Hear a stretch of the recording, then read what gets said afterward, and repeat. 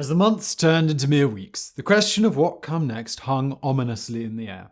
When the British Prime Minister announced to the House of Commons on the 20th of February 1947 that Britain would formally withdraw from India, leaving an independent nation that had never before included so much land and so many people, it was broadly met with exultation across the subcontinent.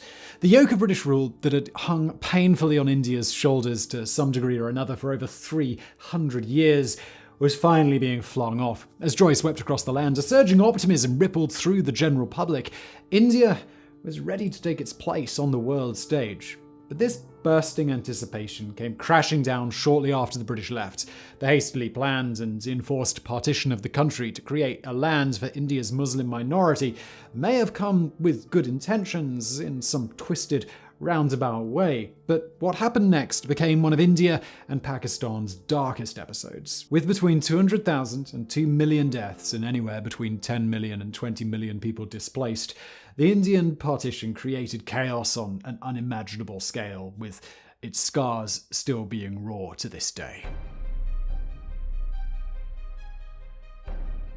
India's smouldering independence movement stretched as far back as anybody could remember. Often poorly organised and frequently bludgeoned by the British, it never really gained momentum until the 20th century, and in particular after Britain's hellish experience during World War I, in which 1.4 million Indians fought for the empire and just over 74,000 lost their lives. In the years following the war, India's confidence grew and a series of reforms took place, in particular the 1916 Lucknow Pact, in which the Muslim League agreed to join the Indian National Congress's calls for further autonomy for Britain in return for assurances that religious minorities would be allowed to operate within the provincial legislatures. However, despite this, the religious divide remained a nagging thorn in their side. In the 1920s, the two-nation theory first emerged, the brainchild of the Pakistan movement, a political organization pushing for an independent Muslim state separate from India. During the 1930s, the British ceded a series of concessions in India that saw the number of eligible voters rise to 35 million, still only a fraction of the real population that was around 300 million people at the time. In 1937, provincial elections left the Indian National Congress able to form governments in 8 out of the 11 provinces, but the Muslim League had performed much better than expected, even if they still paled in comparison to the Congress numbers. As new regional governments settled in across India, a series of investigations by the Muslim League into the conditions of Muslims living in Congress-controlled areas painted a damning picture and inflamed a mistrust that was already bubbling away. After the outbreak of World War II, Lord Linlithgow, Viceroy of India, formally declared war on Germany on behalf of all of India, which I'm sure I don't need to tell you, went down like an absolute lead balloon, although the Muslim League supported it, but perhaps simply to spite and stand apart from the Indian National Congress. As the war dragged on, the Indian Army became the largest volunteer army in history, with roughly 2.5 million men in uniform. With fighting raging in Europe and even coming close to the Indian border when the Japanese troops surged through Burma, intense discussion over the future of India gathered pace. The Lahore Resolution, sometimes considered the Declaration of Independence of Pakistan, was a political statement adopted by the All India Muslim League on the 24th of March 1940 after a conference in Lahore, and which formally called for an independent Pakistan state. Britain was in a sorry state as she limped victoriously from World War I. It was clear for all to see that independence was going to be now or never. In January 1946, a series of mutinies broke out in India, including both British and Indian servicemen. Though they were all subdued relatively quickly, the screw was tightening. Prime Minister Clement Attlee dispatched a cabinet mission to India to organise a peaceful transfer of power. Whether that would include a unified India, as the Indian National Congress desired, or the partition that would create two independent countries as the Muslim League craved, nobody was quite sure. The events of the 16th of August 1946 were an eerie foretelling of the horror that would engulf parts of the country almost exactly a year later. What began as a nationwide protest by the Indian Muslim community, called for by the Muslim League, descended into chaos reportedly after Muhammad Ali Jinnah, leader of the Muslim League, gave a speech in Calcutta that either incited violence purposefully or, according to some, gave the impression that the police had been told to pull back and let events run their course. Later that evening, carnage erupted as rioting and violence spread around the city, with Hindus being specifically targeted. The following day, once the news had spread, Hindus sought revenge, and the city exploded once again. It's generally thought that at least 4,000 people died over the 2 days, although some claim that figure was closer to 10,000. But the violence was not constrained to the city. It gradually spread over the coming months, with a particularly horrific episode playing out in the Noghale region in the east of the country between October and November 1946, in which 5,000 Hindus were murdered and rape became endemic. Mahatma Gandhi arrived in Noghale shortly after and camped in the region for 4 months, trying to restore communal harmony. But the damage had already been done, and many of the survivors now packed up their belongings and fled. Now, India had experienced religious violence before, but what had started in Calcutta felt like something entirely different. The frenzied bloodshed had spawned something truly ugly, and it was the first time the words ethnic cleansing began to be heard. When Lord Louis Mountbatten, India's last viceroy, was appointed, he was given the mandate to avoid a partition if at all possible, but to facilitate the transfer of power no later than June 1948. But while his boss's interpretation of things back in London was one thing, events on the grounds were quite another. It now seemed clearer than ever that a partition was the only way forward. But how or where do you partition a land with such a richly diverse group of people scattered within it? Broadly speaking, there were several western provinces, such as Punjab, which had a Muslim majority, while the same could be said for a small section of the east, which included Bengal. Everything else, more or less, included a Hindu or sometimes a Sikh majority. And this was pretty much how things were divided. In July 1947, the Indian Independence Act 1947 passed Parliament in the UK and stated once and for all that Britain would withdraw entirely the following month, a year earlier than had initially been planned. The job of partitioning a piece of land stretching to 175,000 square miles, that's 450,000 square kilometers, and including 88 million people, fell to Cyril Radcliffe, a British lawyer who had never been east of Paris, and what's more, he was given just 5 weeks to get it done. The now infamous Radcliffe Line was the boundary demarcation line that split India in two, and also the provinces of Bengal and Punjab. It's difficult to formulate how badly thought through, rushed, and at times just insanely stupid this dividing line was. Now, in fairness to Radcliffe, he was given an absurdly small amount of time to do it, and it's entirely likely that no outcome would have been considered ideal. But the Radcliffe line has a grim place in history. A rough line already existed on government maps, which gave a rudimentary idea of religious divides, and Radcliffe broadly followed the same boundaries, even though they were well out of date. The line, carved through predominantly Sikh areas, managed to include majority Hindu regions in Pakistan and vice versa, and to top it all off, it was kept completely secret until 2 days after independence, then gradually unveiled well after most British citizens had scarpered. Now, if there was ever a single act to define colonial stupidity and short-sightedness, it was the Radcliffe Line.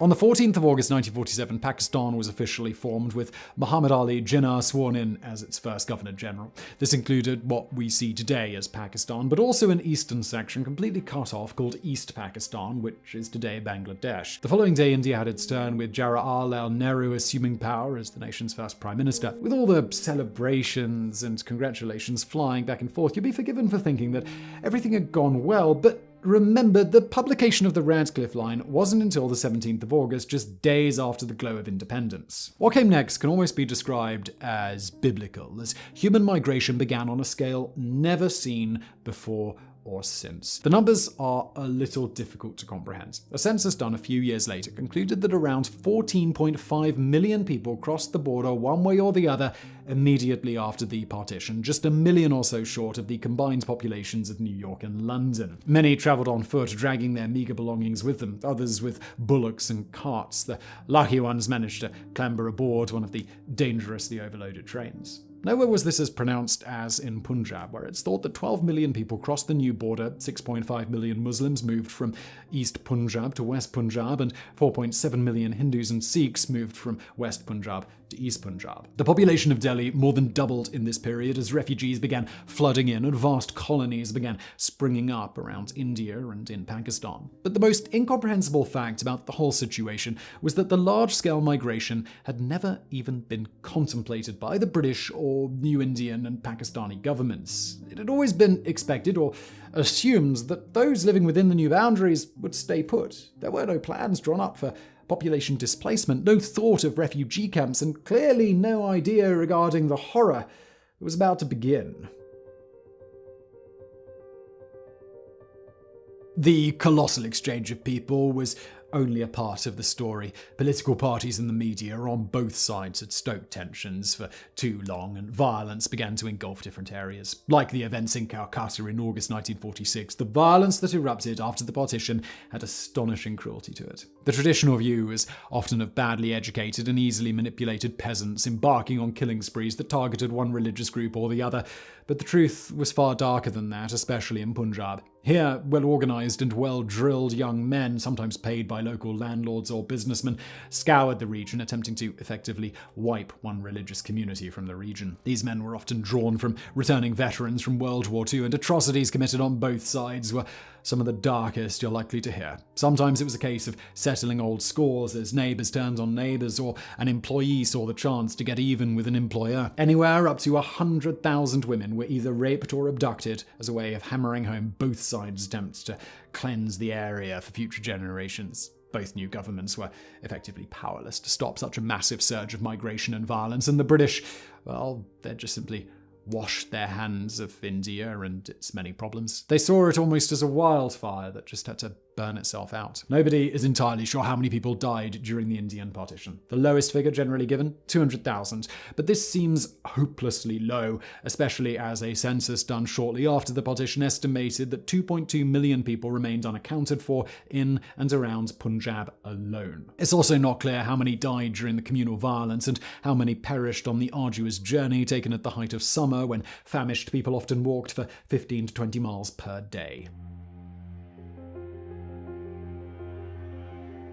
It took more than a year for the apocalyptical situation to begin dying down, but would take many more before any resemblance of normality could resume. Eventually, ethnically unrelated minorities were brought in, such as the Gurkhas from Nepal and the Madras regiments from southern India, to restore order. For many who had lost their entire family and their family home, life would simply never be the same again. There were now more than 600 refugee camps scattered across the subcontinent, and it would take considerable time until people could be rehoused, sometimes in distant lands that they'd never visited, but that international law now stated that they belonged to. While things eventually settled down within both India and Pakistan, the animosity between the two nations didn't take long to erupt. The question of the two princely states in the north, Jammu and Kashmir, vassal states that had a regional ruler but under the umbrella of the British Raj, immediately caused a headache. Jammu and Kashmir, with a hefty Muslim majority but was ruled by a Hindu Maharaja, had been given the opportunity of joining either India or Pakistan or remaining neutral. The First Kashmir War began in October 1947 when Pakistan occupied the area,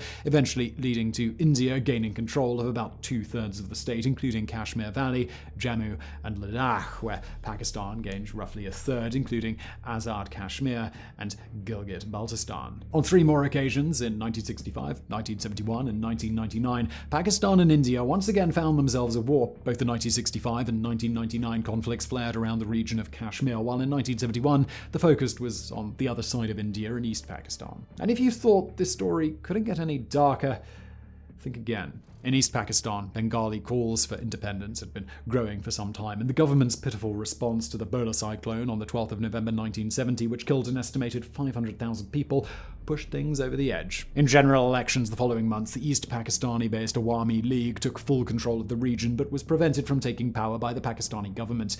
Rioting, violence, and army reprisal began at once, and the fate of millions hung in the balance. In March 1971, the Pakistani government launched Operation Searchlight, intending to gain control of all major cities in East Pakistan, then gradually crush all Bengali opposition. What came next is widely considered as the Bangladesh genocide, in which between 300,000 and 3 million Bengalis and at least 150,000 binary East Pakistan's Muslim minority were killed. Roughly 10 million Bengalis poured across the border into India as they fled the violence. India soon intervened, and another full-scale war quickly erupted in both the east and west regions. The fighting lasted just 2 months, with the Pakistani armed forces taking a real beating, leading to 93,000 soldiers surrendering in East Pakistan, a humbling experience the nation would take some time to recover from. But the result of all this was yet another newly independent country appearing, Bangladesh. While India and Pakistan haven't fought a formal war for over 20 years now, there have been plenty of awkward standoffs and military incidents over the years. But by and large, both nations have managed to restrain themselves, which could be down to the fact that they both now have nuclear weapons, but really, who knows? We're now nearing 75 years since the chaos of partition that carved India up and led to the deaths of millions. And as I said earlier, those wounds are still raw, particularly in the areas around Kashmir and Punjab, which have seen sporadic incidents of martial law in response to violence over the years.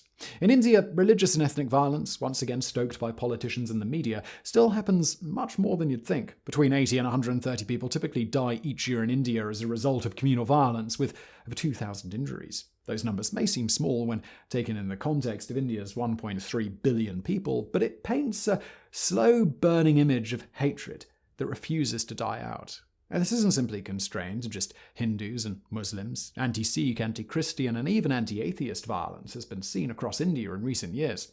Pakistan, too, has suffered its fair share of ethnic and religious violence, but with the country also struggling to contain an Islamic insurgency, it's been a difficult few decades for Pakistan. The country's economy continues to wobble, despite enormous investment coming in from China, aiming to revitalize the nation's infrastructure. The partition of India was badly conceived and tragically carried out, though I doubt anybody involved with this idea had the slightest inkling of what would happen after. What began as an idealistic, hopelessly ambitious idea to create areas free of religious persecution actually did the exact opposite. It's important to remember that a nation the size of India had never existed before 1947. When the British arrived, it was a fabric of hundreds of small kingdoms, and in many ways, perhaps it was overly idealistic to assume that you could just lump everybody together, especially after hundreds of years of British rule where divide and conquer was often the name of the game. But that doesn't detract from the fact that a small minority, perhaps 5% of the population according to historians, carried out the kind of violence that is almost unimaginable, spurred on by hatred, revenge, personal gains, and politicians and business leaders who are willing to use the poorly educated or desperate as cannon fodder. The Indian partition and the subsequent incidents that followed ripped away a bandage that loosely kept everything together and out of sight. What lay beneath morphed into one of the bleakest periods in human history, and one of the largest human migrations ever seen.